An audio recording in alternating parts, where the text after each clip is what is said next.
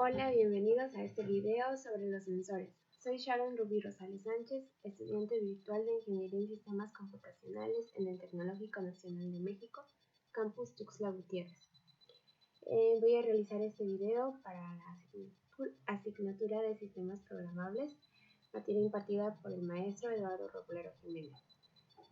Bien, en los siguientes minutos hablaré acerca de qué son los sensores, las características generales que estos tienen y mencionaré 4 tipos de sensores de acuerdo a lo que marca la instrumentación didáctica de esta asignatura.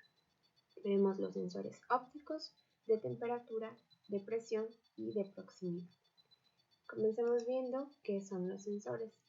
Bueno, son dispositivos que obtienen la magnitud de un parámetro físico, químico, biológico, cualquier parámetro que pueda medirse, y lo transforman en una señal eléctrica que pueda procesarse en un sistema.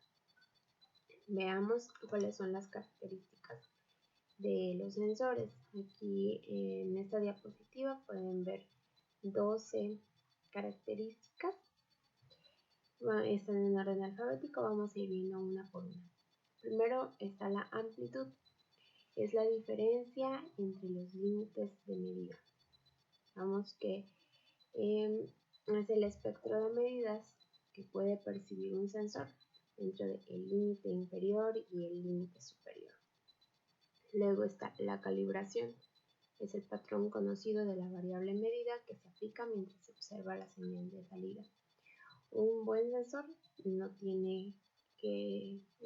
presenta la necesidad de estar recalibrándose de forma frecuente. Sigue el error. Es la diferencia entre el valor que mide el sensor y el valor real. Este error debe ser mínimo, de lo contrario no nos será de mucha utilidad el sensor. Sigue la exactitud, es la concordancia entre el valor medido y el valor real. Luego tenemos el factor de escala, la relación entre la salida y la variable medida. Sigue la fiabilidad, es la probabilidad de no error. Luego la histeresis es la tendencia a que conserve sus propiedades en ausencia del estímulo que generó el cambio. Sigue la precisión, es la capacidad del sensor de dar el mismo resultado en las mismas condiciones en diferentes ocasiones que se realice la medida. Es diferente a la exactitud, aunque parezca en término que se refiere a lo mismo. No, exactitud es una cosa y precisión otra. Luego tenemos el ruido, la perturbación no deseada que modifica el valor medido. Luego la sensibilidad. Cuando el sensor se encuentra en reposo, la sensibilidad es la razón entre el incremento de la señal de salida y el incremento de la variable que ocasiona ese cambio. El tiempo de respuesta es el lapso de tiempo que transcurre desde que hubo un cambio en la variable medida y el tiempo en el que el sensor detecta dicho cambio. Y finalmente la temperatura de servicio es la temperatura en el que el sensor puede operar. Veamos el primer tipo de sensores, los sensores ópticos. Básicamente funcionan siguiendo el mismo principio. Se coloca un emisor de luz que es percibido por un receptor. Cuando el objeto se coloca dentro de la trayectoria que sigue ese haz de luz, entonces es percibido por el sensor. Vamos a ver que hay de 3 tipos: de barrera, reflexivos y difusos reflectivos. Los de barrera, el emisor y el receptor están uno frente al otro. Aquí vemos el haz de luz que viaja y cuando el objeto se coloca entre el emisor y el receptor, entonces es que el sensor lo detecta. El reflexivo. El sensor tiene juntos el emisor y el receptor, de forma que cuando... y aquí hay un espejo, una superficie reflexiva que hace que el haz de luz regrese y llegue al receptor. Cuando el objeto se coloca entre el emisor y la superficie reflexiva, pues impide que llegue hasta el receptor, entonces el sensor detecta la presencia de un objeto. Finalmente, el difusor reflectivo. Este funciona de manera parecida al reflexivo. La diferencia es que la luz la emite en varias direcciones, de forma que cuando detecta el objeto al chocar con él, y entonces es así que la luz regresa y es detectado por el sensor, por el receptor, y así el sensor se da cuenta de que hay un objeto. Ok, pasemos ahora a ver los sensores de temperatura. Estos son dispositivos que en base a cambios en la resistencia o en la tensión eléctrica pueden detectar la temperatura. Vamos a ver que también los hay de tres tipos. El termopar es el más popular, el más conocido. Está compuesto por dos metales diferentes que están unidos en un extremo, de forma que cuando se calienta o se enfría ese segmento donde están juntos,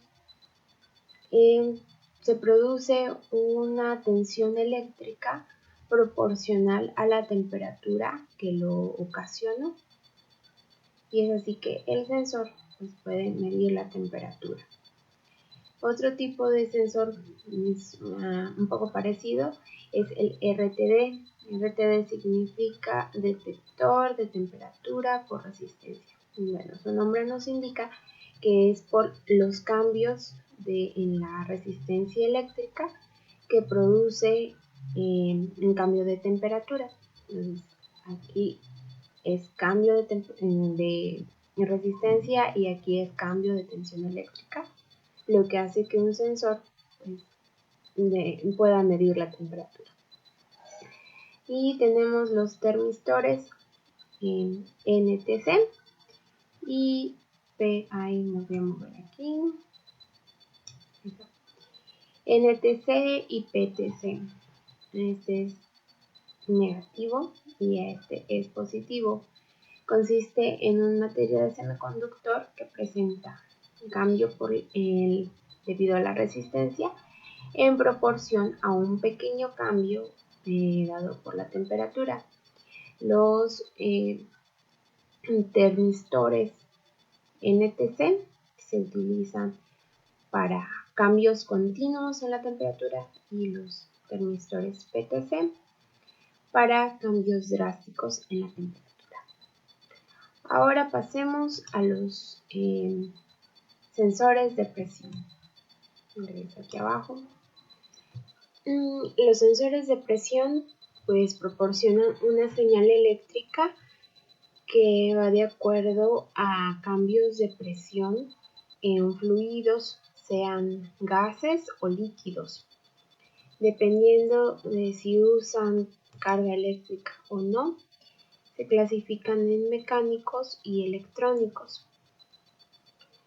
Pero antes, los sensores de presión, no, hay varios tipos de presión.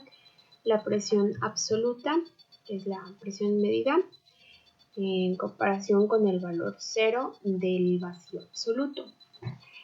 La presión diferencial, la presión medida, representa la resta o la diferencia entre dos presiones absolutas. La presión relativa está dada en función de la presión atmosférica, la cual se considera como valor cero. Ahora sí, regresemos a esta diapositiva. Los sensores de presión mecánicos no utilizan cargas eléctricas para funcionar. Un ejemplo de esto es el tubo elástico de Burion, que mide la presión que actúa sobre la pared interior de ese tubo por la contracción que se provoca en él, utilizando una aguja que nos permite visualizar la magnitud proporcionada por la deformación.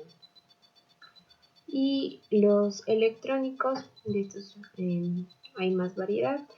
Estos se basan en diferentes principios, sean físicos, resistivos, inductivos, capacitivos, piezoresistivos, magnéticos, etc., para detectar la deformación producida por la presión. Una vez que el sensor percibe el cambio de presión, se necesita un circuito eléctrico para que el sistema pueda procesar la lectura. Finalmente tenemos los sensores de proximidad. Estos detectan la cercanía de un objeto sin necesidad de tener contacto físico. Bien, funcionan de acuerdo al principio inductivo o capacitivo, y también los hay de tipo magnéticos. Primero veamos el inductivo. Estos tienen una bobina que genera un campo eléctrico. Aquí están dibujadas las líneas eléctricas magnéticas que cuando un objeto se introduce en este campo, sea el objeto metálico o no metálico, pues entonces hay pérdidas en la corriente y así el sensor pues detecta que hay un objeto ahí próximo. El magnético es parecido al inductivo. Este también reacciona ante los campos magnéticos de imanes, sean imanes permanentes o electroimanes. Aquí podemos ver unas laminitas. Aquí son de materiales conductores.